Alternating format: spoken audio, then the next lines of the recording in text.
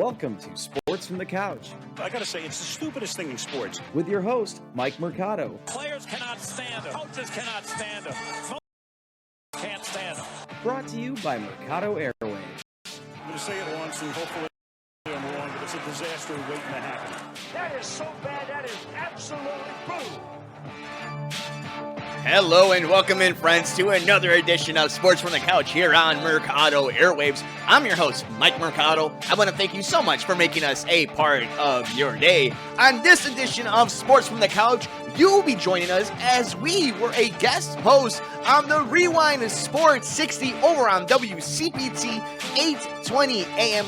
This past Sunday, we talked all about Justin Fields and his debut for the Chicago Bears, the Chicago White Sox in their Field of Dreams game, and the amazing moment that it was. And of course, baseball movies, it got us thinking. So we talk about all that and so much more, including a conversation with NFL insider Chris Simpson. But before we get to the Rewind Sports 60, and as I co-host with the one and only Devin, Paul, and the marvelous Dan, we got to take care of some housekeeping notes. You can follow me all over the universe. I'm on Twitter at Mike and Media, Instagram, Mike Mercado Media, and you can be interactive with the show on Twitter at Couch Sports Talk. Like, rate, review, and shares wherever you get your favorite podcasts on all major podcast platforms at Mercado Airwaves. You can see the video version of the podcast at youtube.com/Mercado Airwaves Network. So please subscribe to us over there, like us over there, and hit that little bell to be notified every single time we upload a brand new episode. We're also on Roku. Speaking of the Rewind Sports 60, shout out to Jerry Rouse. Check us out over there. That's Roku at the Rewind Sports 60. Like us on Facebook at Mercado Airwaves. Support us at patreon.com/Mercado Airwaves. And check out our swag over at teespring.com/Mercado Airwaves. And if you would like to keep up to date every brand new episode of The Good Brothers, the Two Nerds of a Feather podcast, the Gone Missing podcast, an episode of the Couch, or an interview with an athlete and celebrity, follow us on Twitter at Mercado Airwaves. So let's get right into it. We were a guest host over at the Rewind Sports 60 on WCPT 820 AM in Chicago this past Sunday, August 15th, 2021. So let's get right into the fun conversation. We open up with the Chicago Bears and Justin Fields here on Sports from the Couch on the Mercado Airwaves Network. I'm Mike Mercado.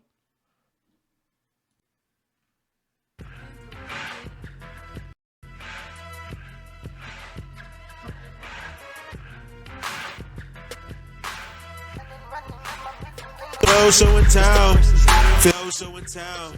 feeling marvelous. I've been with Jerry Rouse. It's the freshest radio, so in town, feeling marvelous. I've been with Mike Mercado. WCPT. WCPT.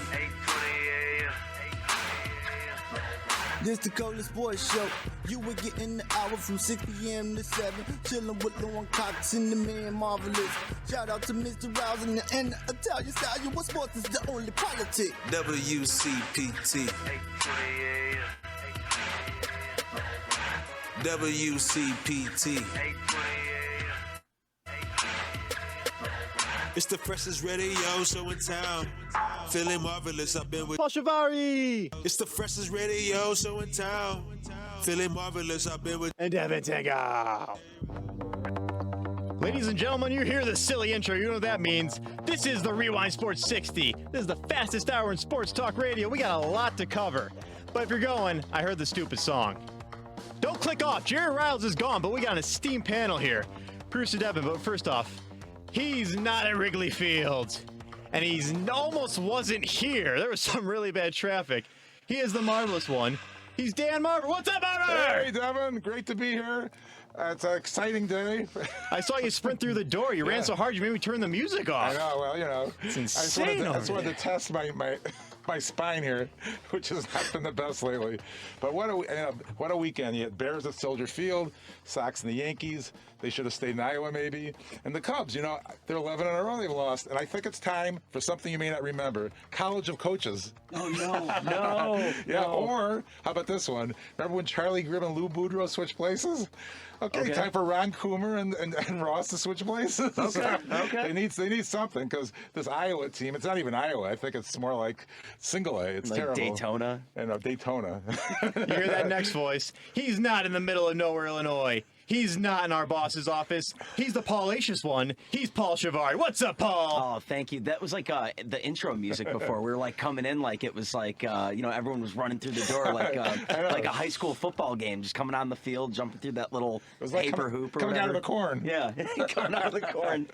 And last but certainly not least, he's over at his house sitting in his couch. He's Mike Mercado. What's up, Mercado? Boys, the only thing better than Justin Fields' first game as a Chicago Bear is the esteemed panelist on today's show.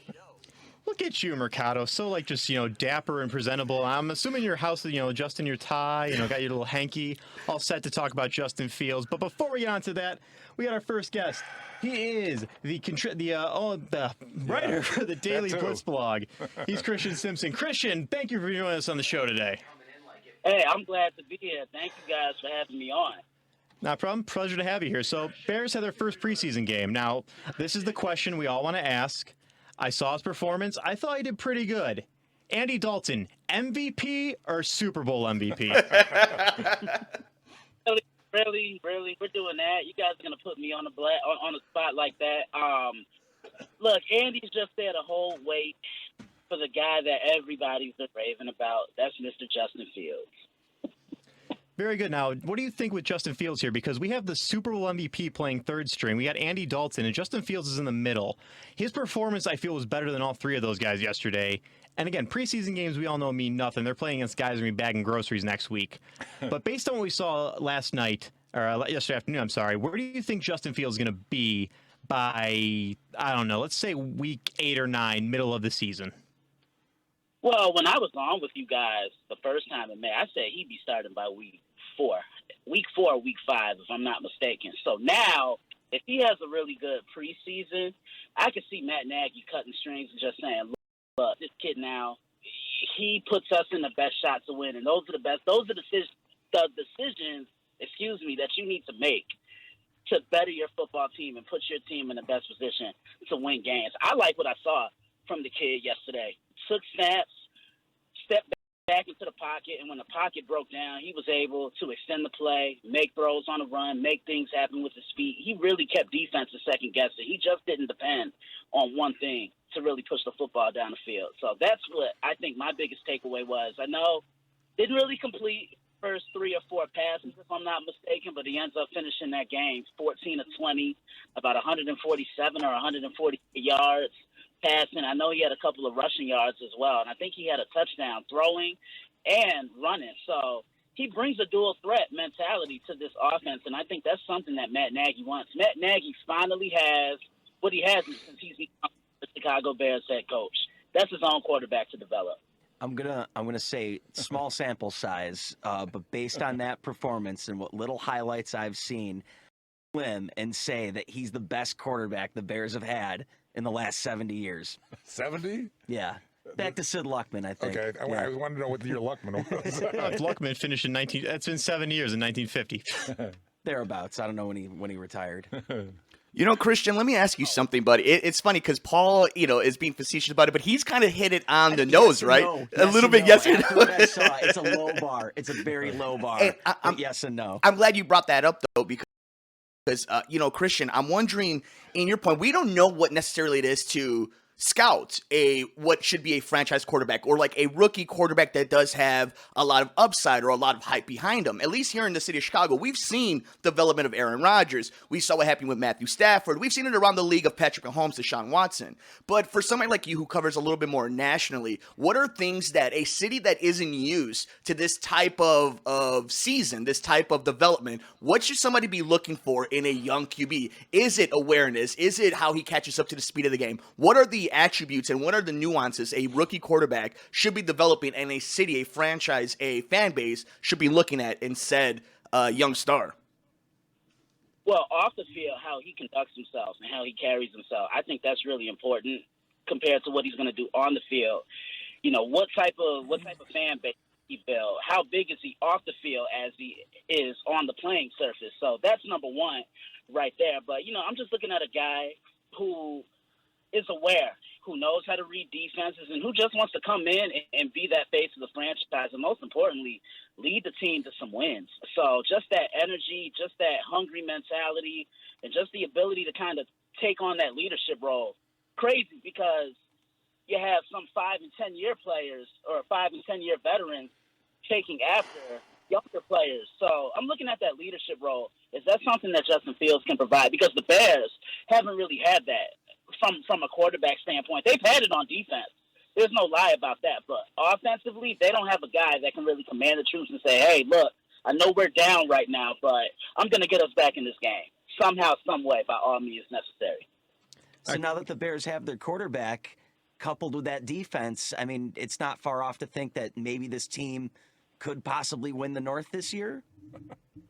I don't know about necessarily winning the North, because that bad man in Green Bay with long hair now did come back, and his name is Aaron Rodgers, and they got back one of his good friends in Randall Cobb. So I think Green Bay wins that division, but I really wouldn't be surprised if the Bears and the Minnesota Vikings were fighting for that second spot in the NFC North. I think we two teams come out the North and make it to the playoffs this year. You know, guys, despite the improvement, I'm looking at the Bears' schedule. It isn't that easy. They're playing a lot of tough teams. You know, the Steelers, Tampa, Rams. I mean, I think that Fields will be starting back in Ohio. I said that before by week 3 against the Browns. So we'll see what happens.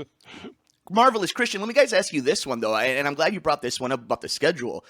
I hear a team like Pittsburgh, right? But are we talking about Pittsburgh from 5 years ago, the Ben Roethlisberger that didn't go through a windshield and have legal issues? Are we talking about it's the NFL? We all know that it goes from first to worst and worst to first all the time. So while there is something to it, right? There's something to the math of looking at the Bears' schedule and trying to kind of guess where the ebbs and flows are going to benefit them or not. But you're looking at a team like they're playing the Vegas Raiders. They're playing Cleveland. They're playing Pittsburgh. These are teams that at one point had winning records, or they have some hype behind them, or people are picking behind them. But we all know in the NFL how things can quickly change. So I wonder how you guys feel, and Christian, you can kind of give us a mindset of this nationally of, let's say you have this team last year who backed into the playoffs. Arizona had to lose, but nonetheless, it's a good defense that got into the playoffs. If this offense does have some type of chemistry with Andy Dalton or Justin Fields, and if the schedule, let's say, evens out a little bit, what realistically can the Bears do? Not win the NFC North,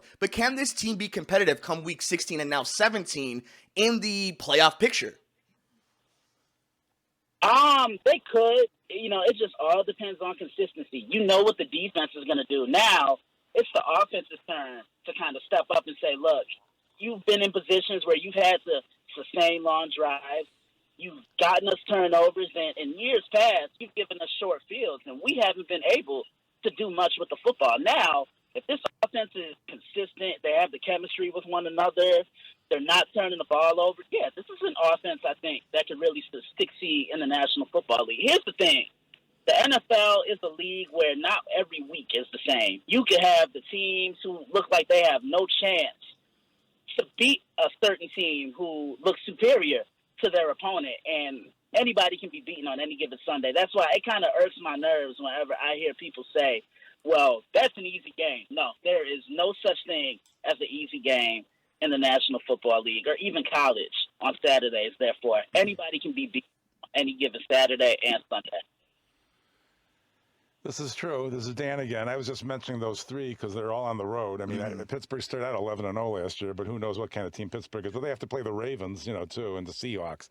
So we'll see. Like you say, by the teams could change a lot in the course of a season. But I was just pointing out that their schedule is a more difficult schedule this year than last year on paper. Do you feel more confident, boys? Christian, you can answer this. I mean, naturally, do people feel more confident about the Bears? I mean, when we talk about scheduling, I guess it's one of those things, right? If you want to be good, you kind of have to win your schedule, right? You have to win your games. And I don't know how you guys are feeling in the studio or how you're feeling, Christian, when you're covering these teams and you're writing the articles over on the website. What are we confident? Is there a mood, whether or not it means a successful season in the playoffs or, let's not even talk about Super Bowl, but are there good vibes about this Bears team, even with a tough schedule? Like we're seeing whether or not they're gonna be competitive or they're gonna be interesting this season. I don't know how you guys are vibing with this team right now. I feel really good after seeing Saturday. Christian and the boys in the studio, how do you guys feel after that first preseason game? Well, I have to see a little bit more. I can't base it on one preseason game. I know that week one game is really going to say a lot because it just seems like they can't get away from the Los Angeles Rams. I know they played them here in Chicago in 2018, and the last 2 years, in 19 and 2020, they're in Los Angeles. And I think the one thing I'm taking away from that first game is just the defensive prowess because you have three of the best defensive players in the National Football League featured in that game. Jalen Ramsey of the Los Angeles Rams, Khalil Mack. I still think he's at the top of his game. And then we have the great one, Aaron Donald. And I have a rule. When a guy has two first names, that's his government name, you better have, if you have two first names. It's only right. Are you worried about their secondary? I mean, we know that this team is going to be really based off its front seven. We know Eddie Goldman is coming back. We know Akeem Hicks is working on a new contract. You talked about Khalil Mack, and then you have Roquan Smith, Robert Quinn, and they're bringing in these guys that had made some impacts around the league. If there is a weakness, I'm assuming it's going to be the secondary. Is this a team that's going to have to be successful on defense in rushing the passer and making sure that they get to the quarterback in order for their secondary to get these turnovers? Because I don't know if that's going to be the strong suit of this defense that has been one of the top 10 defense in the league the last few years. Well, look at it like this. I'm a former defensive player. I played on the defensive line, and my thing is, if those defensive linemen are getting pushed up front and they're winning those battles in the trenches, it's going to be easy for the secondary to naturally make plays upon the football. So there will be more pressure on the secondary when the front seven is being dominated up front and they're not winning that battle. That is the line of scrimmage. So, yeah, their secondary is going to definitely have to step it up because, look, everybody you have to play in your division 2 times a year. You have to see Devontae Adams. I think he's the best wide receiver in the National Football League. You have to see Justin in Minnesota. He's emerging as their number one wide receiver in Minnesota. Pittsburgh, you're going to have to face Chase Claypool. You're going to have to face Darren Waller. So you have to be able to match up with those guys across the board. Christian, thank you so much for being on the show today. Before we let you go, you've had a chance now to see all the teams play 1 week of the preseason. What's your biggest takeaway? I mean, I know don't read too much into the preseason, but what's your biggest takeaway from this week? Probably seeing what Trey Lance did. I know I read an interesting fact. The longest pass Jimmy Garoppolo ever completed was 76 yards. Trey Lance comes in, I think, first, second, and third play in San Francisco and throws an 80-yard bomb down the field. The future's bright in San Francisco. Christian, thank you so much. Christian Simpson from the Daily Blitz joins us to talk NFL. He's our NFL insider. Thank you so much, Christian. You can follow him on Twitter at DailyBlitz_61. That's actually the Daily Blitz where he works. And if I remember correctly, Christian, I think your Twitter is NY's Finest. Is that correct? NY's Finest 90. Follow me either on my personal or on my business page. All right. Thank you so much, Christian. Love you, Christian. Thank you. Christian Simpson, the Daily Blitz. You can find all of his writing, thedailyblitz.blog. Most recent article, I think, about the passing of Bobby Bowden, eulogized him there. So Christian always brings good stuff. You can throw anything at him, and he gives you a great opinion on college and pro football. Christian was actually at the White Sox Yankees game today. We don't talk about that game, Paul. I want to talk about this instead. So, Paul, just take a hand, reach it out to Marver. I'm going to reach my hand out for Mercado. And we're going to take a little listen to something right here. Oakland's coming into town. Forget about that. Anderson hits it in the air to right. Back at the wall, and the White Sox win it. The White Sox train is coming! Yeah. Take Paul's hand! Into the court. Grab the hand. We're going to Steven, baby! Come on! You only got so much time! We're going! We're going! I thought Riles wasn't here. I don't know how Jerry does that every week. That hurt my my voice. And we don't talk about these next two games. That Field of Dreams game. Oh, Yeah. that clip was courtesy of Fox Sports. But that Field of Dreams game. You two are the Cubs fans. I want to hear your opinions first. Marvelous one. Go first. You've seen so much baseball. Yeah, it was a beautiful setting. I mean, it was a gimmick game, of course. I mean, but they did a good job building a stadium. What did they get? They got what 6,000 fans in there. I have no idea how many people were there, but it was beautiful. You know, they got to have Costner there to say the line. You know. From the movie, so it worked out really well because it was like a movie ending too. So it was a perfect night for the White Sox on Thursday. It was. Mercado, what were your thoughts? Boys, it was the first time in a long time that baseball was the coolest thing on television. They did everything correct, from the graphics, from the drones, from the way they cut to commercials, the way they had conversations in the booth, and the game on top of everything else was fantastic. And of course, here locally, we're gonna be, on more excited because of the way it ended. But this story had all the drama, all the beats that you wanted. And I think more than anything, as a Cub fan, being able to just kind of take a step back and essentially, like the Marvelous one said, is watch a movie. We watched a movie with the storybook ending. One way or another, we were going to have an historic ending. And the fact that it went to Tim Anderson, future World Series MVP Tim Anderson, it was a wonderful game. And as a Cub fan, all I could think of is how amazing it's going to be next year when it's Cubs Cardinals. And what else can baseball do? Can we do the Sandlot? Can you go play in some of these, the Negro leagues that had these stadiums or go to Louisville, Kentucky? This just left so much for what baseball could do. Baseball back to Montreal. Let's go, Paulie. Let's go. That's what I'm talking about. And Devin and Paul, you guys being Sox fans and the city of Chicago loving and feeling and vibing a lot of its sports teams right now. How do you guys feel kind of just seeing it all come together and the way it ended and the superstars that stepped up, not only for the Yankees, but for this White Sox team that stepped up for you guys and for the community? How was that? It was nice to see them win a game on national television, but I think it speaks to kind of a woe is the franchise that you don't have that many memorable television games where a regular season game in August when you're up by 8 games in the division is the biggest game of, people were comparing it to the blackout game in 2008. We've seen them play in the World Series.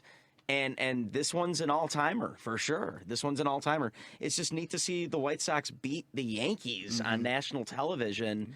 And this is a team that is easy to fall in love with. And I was saying it that night that, this is probably the best lineup, top to bottom, pound for pound, that I've seen in my 32 years watching the White Sox. This is probably the best team. And I'll put them up against the 05 team, but they got to go out there and finish it. But that was just really neat to see that they didn't quit, and now they got to figure out their closer situation. Yeah, it was very nice because now the Yankees are the only team to never win a game in Iowa. And it's very funny. Marv or Mercado, you know what the most watched baseball game was before this game? The 2016. Regular season or just in general? In general. It's got to be Game 7. 2016, Yeah. Game 7. Yeah. Oh, I said this earlier on a tweet. Highest ticket price, but still. Yeah, we'll go figure. Did this draw more? Did this draw more than the World this Series? was the most. This drew more. Wow. And I think it's just because Field of Dreams, it's like you guys are all three of you are older than me, but I remember watching that movie when I was like 14 or so. I mean, Marver, you were probably that age when it came out. If it was an 80s movie, if I believe. Yeah. Well, you're giving me a lot of credit, but yeah. Because I'm just as you a sports fan, I know you love the Cubs, but does movies like Field of Dreams and Rookie of the Year, do they hold a place for you especially? Sure. I mean, even 8 Men Out. It's funny though. Even the Field of Dreams. Those players are on that were memorialized were on the scandal 1919 Black Sox. Actually, it's a little. It wasn't publicized very much, but it's a fact. But I like all base. One we don't mention. I actually like Fever Pitch. With Jimmy Fallon. Yeah. I forgot about that one.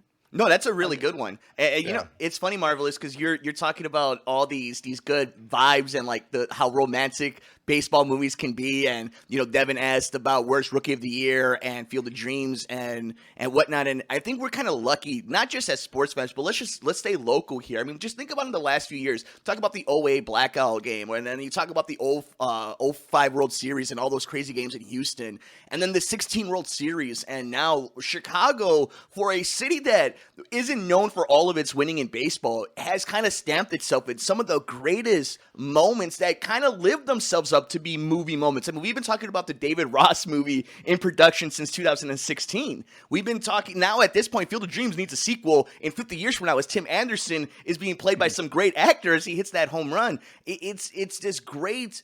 It just played out perfectly. And in the last 18 months, when we've had so much bad news and sports was just so weird, this kind of was one of those tentpole moments that we'll be talking about down the road of the world just kind of concentrating. I think that's why the ratings were so good. It was the Yankees, a fun White Sox team in Chicago.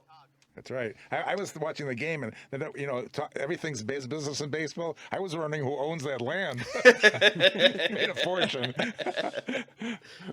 Yeah, tickets were selling for $3,000. So I mean, I don't know about you guys. I don't have that just sitting around in my back pocket over here. Well, and all the corporate sponsorship and everything that went into it. I mean, I could easily, as far as good as we're talking about how good it was, I could easily bury the thing to the ground. I mean, it was very.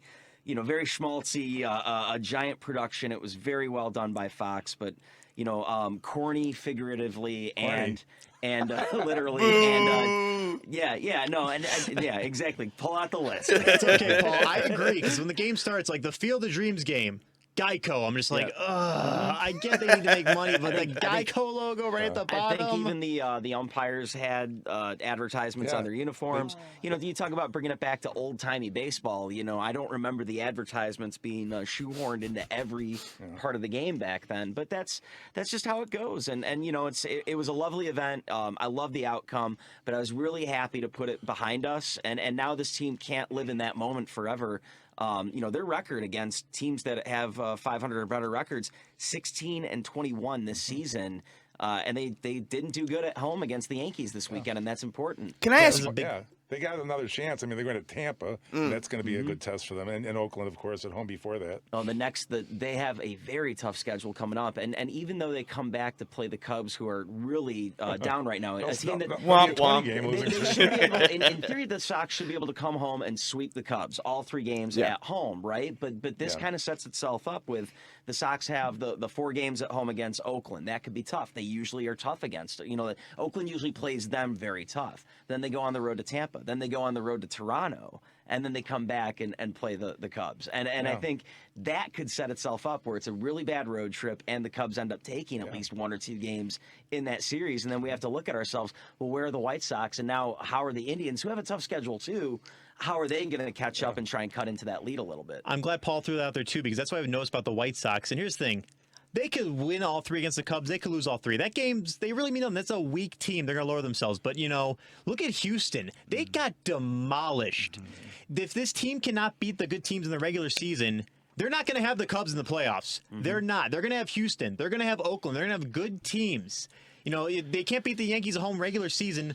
When the stakes are heightened for the Yankees already just trying to make that playoff push, when it's World Series or bust right now for both teams, the Yankees aren't going to be like, oh, it's the White Sox, we're going to slow down. No, they're going to be busting their asses twice as hard here. And if the White Sox can't pick it up against these good teams, this isn't going to be here. But this is the team that has to win this year. There's no excuses. That's right, Devin. They're going to coast to the divisional title. If you look at history, though, the teams that have been in a tight race to win their division or get in the playoffs seem to do really well in the playoffs. That's the one thing I'm worried about. Yeah, they're battle tested. Because Detroit's caught Cleveland. That's how bad the division is. It's funny, boys, because I've had this conversation with Paulie before, off mic, and I think it's an interesting conversation to have about the record with 500. But as we all know, things change when a series happens, and I think it's something that you have to keep an eye on, and it's a legitimate concern for White Sox fans. Is how do these how does this squad play against, teams over 500? I would say my biggest concern about this White Sox team isn't necessarily just something that's on the stat sheet. This is going to be the first time this core of players, this generation of White Sox, are going to the playoffs with not only expectations, but they haven't done it before. This is a team that went to a tough series last year against Oakland, but that was a pandemic season. That was a weird thing that we'll never see again. Teams have to take baby steps. A very wonky managing style. Yes, for absolutely. Game 3. And you got to think, like, teams have to take steps, right? Like we saw last year was one step, but this is a whole different vibe that's going on with this White Sox team. So we're expecting them to not only go to the ALDS and maybe beat Houston, who's seen it all and done it all, then go on and beat the Yankees or the Red Sox or the Rays or Toronto, who pick your poison, and then take on either the Dodgers or one of these other teams in the National League. I think they can do it. I've put money on the White Sox winning the World Series, but I do think if we're going to be fair and critical on all other sports about teams taking the necessary steps, we've seen it here locally again. I like to use, recent references that we're emotionally tied to. We saw what happened in 15, and then we saw what happened in 16. There's a step process to this. I think the White Sox can negate all that and win the whole thing this year, but I do think we're talking about record against 500. That's something else. We're going to have to see them win their first series. Remember when the Bears had that double doink? Everybody thought they were going to win the Super Bowl. They didn't get out of the wild card. You got to get out of your first playoff series before we talk about World Series. I think they can win the whole thing, but that's just kind of that. Yeah. Your writing is so key, and I think that's where they're going to be their strength. Their starting rotation and the bullpen. So you'll see that in history, the pitching is a real key to winning. If they got to get that bullpen in sync, though. I mean, you're having Bummers pitching very well right now, but you have Hendricks just struggling. I think eventually, the obvious is that Hendricks is going to get taken out of the ninth inning role a little bit more. It's going to get given to Kimbrel. But at the same time, you still have the 1-2 punch of these two guys in high leverage situations to couple with Michael Kopech, and Aaron Bummer, and whoever they're going to round it out with on the playoff roster. If they can just get it all together, that's a tight team. You get Lance Lynn going 6 innings and you get those guys to finish it out. I don't see how teams are going to put up runs on them. But at the same time, it's you got to score runs. You can't be blowing leads in the ninth inning. This team is built to win.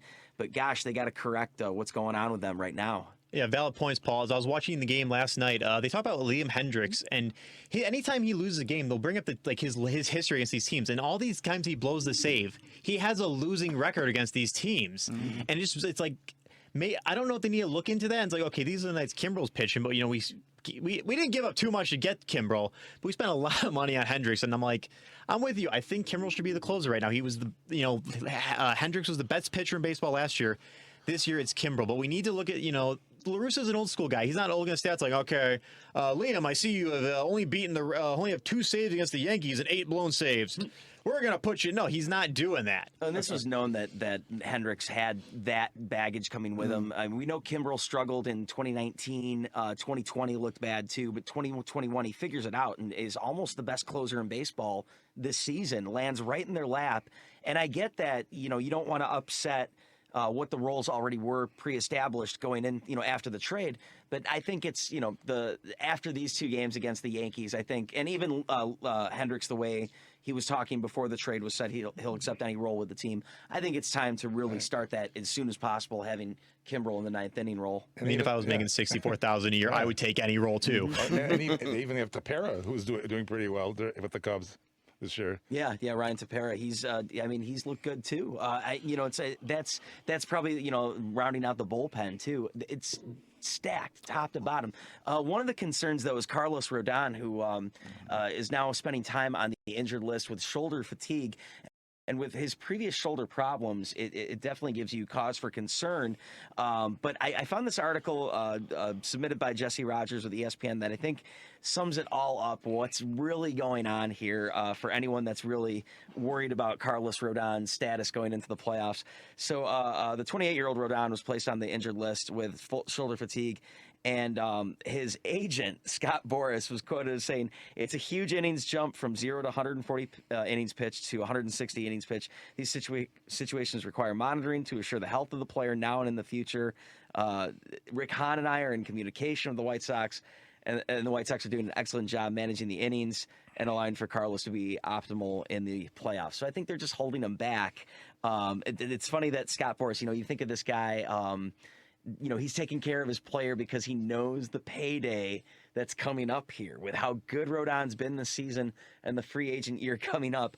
All this is like, you know what? You're up by 8 games in the division. Let's pump the brakes a little bit with this guy. Let's showcase him in October. So he'll be fine. Yeah, in 2005, let's be real. They had a 4-man rotation. That 5th slot was kind of just in and out, towards the last month of the season when they got all the 40-man roster. And I'm with you. It is best to, if you got a guy who's injured, it's best to hold him back for a little bit until those key crucial moments. I'm glad they're doing that, and they're not doing what the Nationals did with Strasburg. Like, you're done for the year. That was, 3-4 years ago now? Oh, yeah, and I think the Cubs did that once with Samardzija. But, yeah, they did that with, no, that was a while ago with Strasburg. That was like 2014 they did that. Yeah. Time flies. Yeah. 2012, 2014, somewhere around there. Yeah. But it's just, you need to keep your best players healthy. And we look in so many times in sports where they'll push these guys, they'll get injured, and they're never the same again. And, Carlos Rodon, he's, you know how old he is? He's 28. a young, yeah, 20. He's in baseball as a pitcher. That's a young age. Yeah. You know what worries me? Definitely got. Go ahead. All this is they're just saving him for the playoffs. I think just, now's a good time to fake an injury and put him on the injured list and give him the rest that he needs. I honestly, I think that's all this is. Maybe there's something there. Maybe there's a little bit of decrease in velocity, but the way Boras is talking, even La Russa wasn't sure if he'd be available immediately, but the team is confident rest will take care of the fatigue.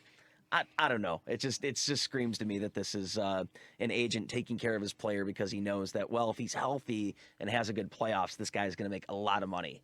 Yeah, we can also make the excuse, this guy, you're a pro baseball player. You need to be tough, bro. No, I do understand Boris's argument, though, with the injury and the pandemic season. Yep. Having, you don't want Rodon to even flirt with 200 innings. So I get that holding him back. But it just, I was worried at first, but after reading this article, I'm like, oh, he's fine.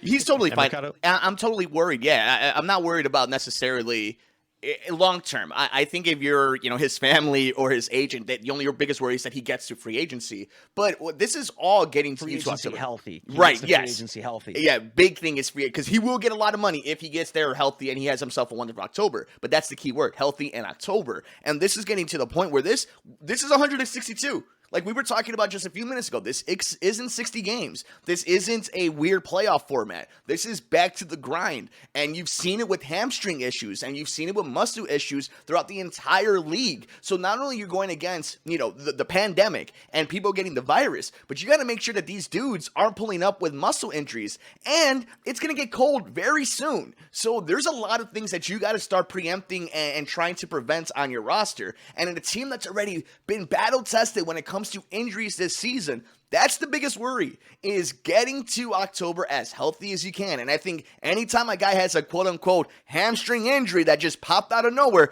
I think it's okay to spend a few days in the IL, get yourself some rest, eat some sunflower seeds, and watch some baseball when you're playing against Kansas City.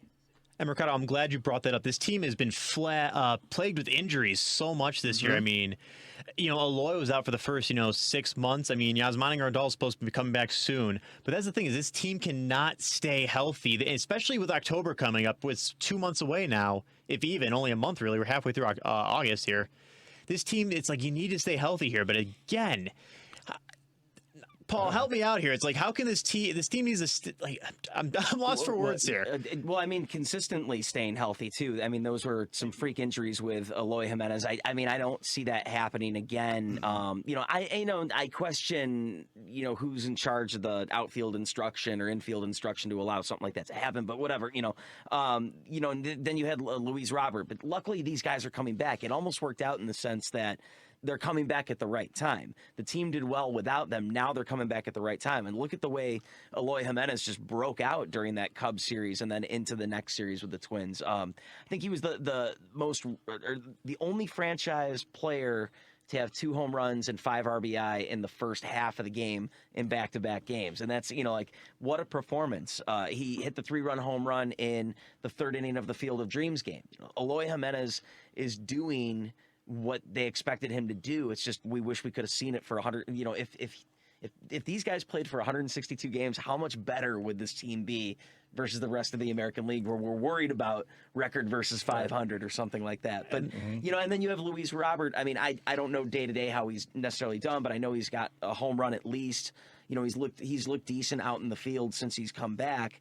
And like you were saying, Devin, Grandal's coming back pretty soon. He just started his rehab stint on Wednesday.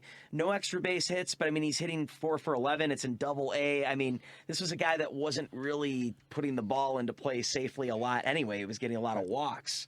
And that was and a lot of home runs too. That if he did hit the ball. Paul, the one advantage of coasting to the division is if they do get an injury, even a minor one, they can rest them and not feel guilty about sacrificing standings. Another good thing I want to talk about here is the White Sox. Look at that outfield. You got Eloy, you got Roberts, you got Mercedes, you got Engels. Like, one of these guys get injured, you have a good backup. But as we saw with the catcher's situation, Grandal's got out. It's like, all right, we're gonna musical chairs with this here. Sebi Zavala's really earned the job from Zach Collins, and that's the crazy part. Again, I think Collins got a hit today, but Zavala getting the home run in the Field of Dreams game and then getting on base to set up the Tim Anderson walk-off home run.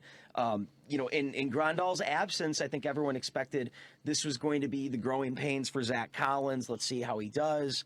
Zavala's up there too. If Mercedes can't be there, then maybe Zavala defensively can save us. So Sebi comes in and he earns the job by being able to hit the ball and has looked better at catcher, I think, than Collins at times too. It's a rough go of it. You can't go with those two guys going into 2022. You need Grandal to come back because defensively of what he does, even though he's not a great defensive catcher, but more of a veteran than these other two guys. And he just gets on base more at a better clip at those guys and helps set the Sox up more to win. Wait until this lineup has all of those guys together, Grandal, Eloy, Robert, all together at the same time. 1 through 9, they're going to be such a tough team in the American League's, side of the playoffs. One thing I have my eye on is the depth on this team. And we've been talking about it. It's been the strong suit of this team from the bullpen to all the injuries it's had. But depth is as good as your starting lineup, right? It's great during the long haul or during stretches during the season. That's why it's so important. And if you're listening to us on the Rewind Sports 60, or you're listening to me on Sports from the Couch, or you're following us all on social media, you see us always talk about health, and it's for that reason, as your depth is great for that. But when it's time to win a series, when it's time to get to the NL, ALCS, when it's time to get to the World Series, you need your stars to step up. You need guys to make moments. And I think that's going to be the interesting thing about this White Sox team is we know they have depth to win the AL Central. That isn't that great, but they got their job done. And we know when their stars, their real stars, the guys that are the marquee of this Sox team are playing, they're a great team. But if you rely on depth too much and you rely on it in October, it can backfire. And I think that's why you get your guys ready, you get them rested when you can, and you get with as many full, healthy dudes you can in October, because you do not want to rely on a lot of the great depth that helped you in April try to help you win in October. Hey, that's Mike Mercado. You can follow him at Mike M Media. Guys, I kind of want to shift away from the White Sox for a minute, just talk a little bit of baseball before we move on from the topic. This week, Shohei Ohtani pitching against Vladimir Guerrero Jr. Head-to-head, I couldn't tell you what everything happened was, but gosh, these two guys are easily in the competition right now for American League MVP. Do you guys got a choice in it? Is it pure Shohei Ohtani in your eyes, or do you think Vlad has kind of earned it? How do you not give it to Ohtani? I mean, the guy's been. I can make a case. Only in Little League do I see someone pitch like 6 innings. Like, okay, now go play right field. I've never seen that in the majors before, especially in someone producing good and not during spring training. Ohtani has also been the #1 sale of jerseys, toys. His All-Star Game jersey was auctioned off for over $20,000. Lance Lynn sold for $500. It's definitely historic what is happening right now. I think in some cases he's not the best pitcher in the American League, but one of the great ones in the American League this season. At times there's been big games that the Angels needed out of him and he has not produced. So I think in some ways I count that against him, whereas I don't think Guerrero's cost the Blue Jays too much in the field. But when you put the numbers against each other offensively, Guerrero's playing at a better clip on a better team. I could make the case for Guerrero, but at the same time, you're right. It's probably going to go to Shohei Ohtani. How could you not pick against Shohei Ohtani? I was going to play devil's advocate here and be like, as the big evil owners of the MLB, it's like Ohtani's fun to watch. Whether you love him or hate him, he might not be the best, but he is so damn fun to watch. They might just give him the MVP just, for the sake of like, we would need more viewers who are like, look at this guy. He can pat, he can almost said, I almost said a bad word. He can bat, he can pitch. This is the next best. This is the next best. Japanese person like Ichiro Suzuki here. And look at how much he drew in there. I'm not saying Ohtani's going to be the future of this MLB. I mean, now he is. I could see him fizzling out though in years, much like Ichiro did, just with age. Well, speaking of the future of MLB and fun to watch, looking at the National League side of things, the race was wide open this week. It looked like until Fernando Tatis comes back, plays in the outfield of anywhere. He plays in right field for the first time in his professional career in the outfield. First 3 at-bats today, solo home run, double, solo home run. He ends up going 4 for 5. Paul, we don't mention that name Big on Sox. the Rewind Sports 60. It's funny because anyone that says that they knew that this guy was going to be a superstar in the league was a darn liar, because at 17, we really didn't know what we were going to get out of this guy. But yes, the White Sox could have had him. But I think at the same time, if they have him right now, maybe they don't have Luis Robert or Eloy Jimenez. You don't know which way the butterfly effect would have gone if they would have kept him. Tim Anderson probably too. Yeah, exactly. Yeah, because I think they had the long-term deal with Anderson, hence the trade of Tatis. But here we are. It's just fun to say. Here's my thing about the MVP race. I mean, obviously, I think it's going to be Tatis even after the injury. I think in the American League, while it's going to be a fun conversation, at least you can have this fun debate back and forth. I think Paul sold it right away, and you can just keep it simple, my friends. Shohei Ohtani with the home runs, and he's one of the best pitchers in baseball. That's the pitch. That's the sale is, he's one of the best hitters and one of the best pitchers. He does both. That's your MVP. It'd be a no-brainer. I guess he'd be robbed if he doesn't get it. But this I season, could specifically. make a case for Vlad Jr. They're both going to win MVPs eventually. Like, these are the MVPs moving forward for the next 5 years, right? Staying healthy. Like, we're seeing the growth and the maturation of like the next generation, and we're just seeing it right now a bit early.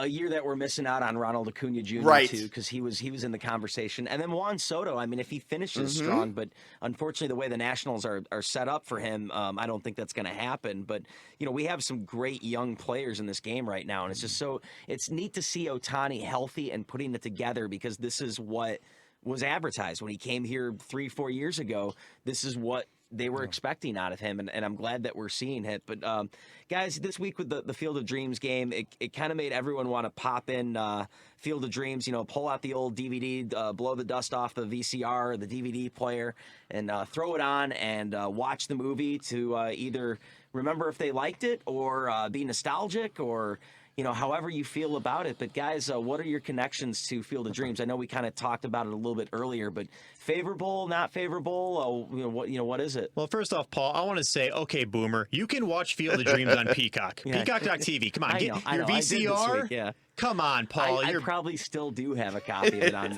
VHS. You could get it at McDonald's back in the day. That's how popular the movie was.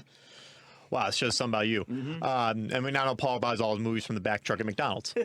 But Field of Dreams, it's a movie. I said I told you I watched when I was younger, and I put it on the other day. It is campy, it is cheesy.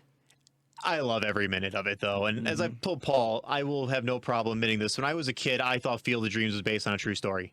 I thought some dude actually built a baseball field out in Iowa and thought he was seeing the ghosts of the White Sox and assumed that was like a White Sox training field that they just never played games at. But Marver, as I said earlier, you were around when that movie came out. I was looking forward to maybe them showing the headlights of the fans coming to the stadium as the way the movie ends. If you build it, they will come. And I think there's even more cars this time around too than that. So that would have it's a classic. I mean, definitely. So I never thought they'd really be able to pull this off as well as they did. Honestly, it was done very well, the whole thing. I got to co-sign onto that one. I'm the same way. Like, I didn't think it would go this smooth for them. Yeah. I thought, what if it rained too? I mean, it's been raining all week. And just to the south of them, there was a huge storm, so they really got really lucky. I mean, with all the things that have happened in Major League Baseball over the last 50 years, it's about time they get a victory like this. Especially nowadays too, with I mean, you're losing some of the old generation. You're losing the younger generation. You know, you really need to sell this game to people, and you just flat out slam dunked it, even though it's the wrong sport. You hit the home run into the corner on this There one. we go. Yeah. And it's very interesting you talk about the rain marver because if you watch during the game, they talked about how they had to use metal poles to hold up all the corn. Right. And they taught you how to grow corn during the game. I'm like, why don't we have more agriculture in baseball? I just hope they don't do a natural movie where we have to hit it off the lights. Because it's funny you guys are talking about like the natural. We just mentioned the natural and kind of how this all played out. I think that's what makes the Field of Dreams movie work. I don't think it's that great of a movie, from a script wise or like a technical standpoint.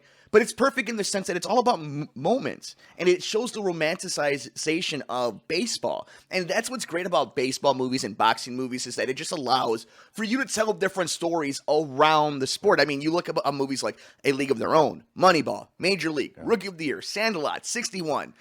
And then you got fun movies like Little Big League and Rookie of the Year, Field of Dreams, Hardball, locally here. Like, they all tell different stories. They all show different upbringings. But then it all just goes to the heart of how universal of a language baseball is. Because they played in the Caribbean. They played in Japan. Bull Durham's good because it had the most sex. Now, I want to propose a question to all of you. Do you think they could ever do a Field of Dreams game, but with another baseball movie? Do you think this could be done with anything other than any other baseball movie other than Field of Dreams, I guess? The Sandlot? Probably right. Like, you just make it some kind of... that off? I don't know. Like, just a dirt infield? The Sandlot would have worked for 2020 when you could have no fans. Yes, that's a good point. Look how well manicured that, I don't think Major League Baseball and the Players Union would ever allow them to play on a not so manicured field. You got to go to where baseball is important. Like, I think Louisville. You got to go to these places where there aren't Major League Baseball teams that will embrace it, like Birmingham, Alabama. Like, there's where you have so like this. You're saying move the show around. It took 8,000 fans, so have like kind of the traveling. Because they used to do the civil rights game in Memphis. I don't think they do that one anymore. They used to do an exhibition game for Cooperstown, the Hall of Fame game. Why not more of that stuff? And if they want to build pop-up stadiums or stadiums in unique locations, let's break the champagne bottle on the new one, christen the new one, and see if there's new markets. See if there's new markets for a baseball team to go professionally. Think about this. Think about going to New Orleans, going to Louisville, going to these different places where perhaps we can expand one of these days if you're able to as a league and expose yourself. You have seen them go to Monterrey, Mexico, London. Haven't they been talking about Paris as an idea? Tough road trip. Yeah, I mean, I think they want to sell the game in as many markets as they possibly can. I just don't know. This is going to be unique. I don't know how they're able to do something unique like this ever again. I mean, it's. I don't think there's any other movie that would lend itself. I mean, Angels in the outfield. Right. I say they go bench warmers. You take the best team in baseball, take their 3 best players, and have them play the worst team in baseball. All right, so we have some time here. They've been talking about doing kind of what soccer does in the sense that any sort of different tier could play a tier. So.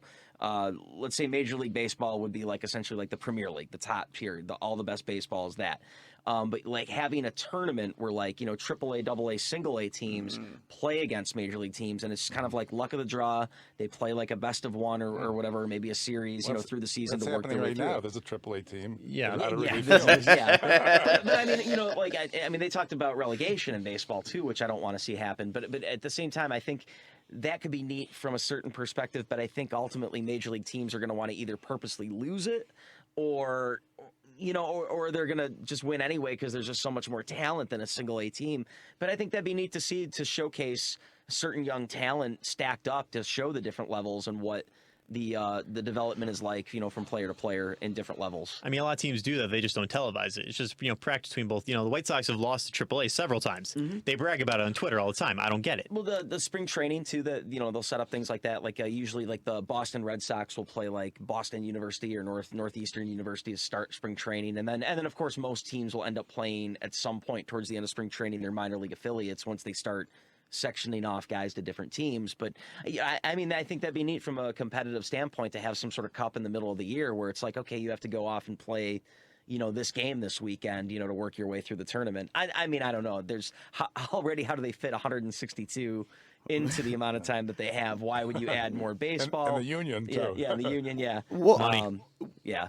I think more than anything, and it's about the union, it's about money, and it's about these players, and it's about the broadcast team. Make it important. Make it seem important to the consumer. The reason why the All-Star game seemed so big this year is because it seemed important with Shohei and with Tatis and with Vlad Jr. The reason why this game felt so important is because of the nostalgia and the way Fox and baseball told you it was. But I would argue that the All-Star game didn't feel important this year. Yes, they could sell that, but I think in years compared to other years, this one just kind of felt a little bit bland compared to other years. I 100% disagree with you in this aspect. Is as somebody who doesn't sit down and make an appointment television to watch the Home Run Derby or the All-Star game, I wanted to see what these guys did. Derby, though. But but if you look at the ratings, people did. I do watch the All-Star But people did watch it this year because of Shohei and because of Pete Alonso, because of these guys. That's the difference. It wasn't about the diehard baseball fans. Guys who aren't diehard fans watched this year because baseball told you on social media and on YouTube, these are the guys to watch. This is the game to watch. And I think that's what's most important. If you're going to have a game in Mexico City, you have to sell it. Make it important. Hey, this game is important between the Red Sox and the Yankees. Put gravitas behind it. The reason why they did This Time It Matters is because they needed to put some gimmick in it to make fans attracted to it. You don't have to do all that. Sell your players, sell the game, and make it feel legitimate. And the All-Star game, I'm glad they don't have the winning league host the World Series anymore. That was ridiculous. Yeah. It made the game mean something, though, in my opinion. I guess. Right. Yeah, but the players that were playing weren't going to be the ones in the World Series, so that's why it was a little disjointed. As we closing thoughts, everybody, as we wind down here. Mercado? Yeah, I was going to say, as we're winding down, I wanted to make sure we had a fun show today talking about all this juicy stuff in the beautiful city of Chicago. But a huge shout out to our teammates in the Rewind Sports 60 family over on Roku, the one and only Rob Scott. It's his birthday from Rob's 2 cents. Shout out to our boy over there. And, he's part of the family. So we want to give him a quick shout out and happy birthday. Thank you guys so much. I always love being with my gentlemen, my boys over here. Shout out to Jerry Rouse. You guys can follow me on Twitter. I'm at Twitter at Mike M Media, Instagram Mike Mercado Media. The show is on Twitter at Couch Sports Talk, and we're on all major podcast platforms at Mercado Airwaves, and on YouTube, Mercado Airwaves Network. I love you, boys. Good love you too, Mercado. We always keep you you've been gone from guest to co-host. And Marver, we can follow you on Twitter, right? Sure. Danny the Marvelous One, your boy. Paul, you're on the social medias? Right. I do. I use Twitter, but I can't say that I... Dan doesn't want you to follow him on Twitter because that would be literally him on Twitter wondering how it works while someone's following him. You're going to follow me going to the bank. That's what's exciting. At